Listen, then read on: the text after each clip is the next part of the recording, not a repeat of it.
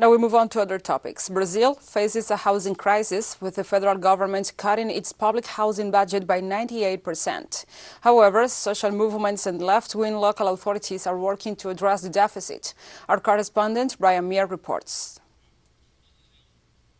During 14 years of Workers' Party rule, the Brazilian federal government spent billions of dollars on self-managed autonomous housing construction in partnership with working-class social movements.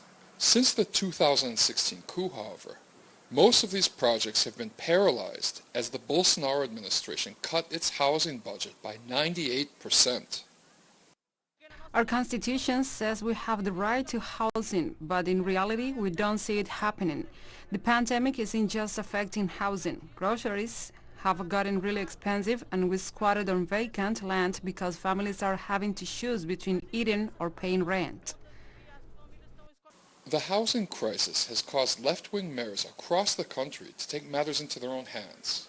After 150 families from the MLB social movement squatted on an empty lot in Diadema, São Paulo, the mayor's office announced it will close an illegal parking lot and build ownership-based housing for the families on it. In the meantime, it's providing 18 months of financial support to the social movement.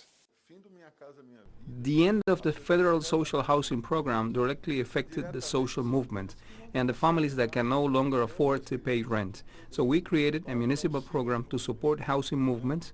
We're going to strengthen the movements so they can support poor families. Brazilian Workers' Party mayors and people's housing movements hope that they can work together to reduce Brazil's deficit of 6 million housing units. Brian Mier, teleSUR, Diadema.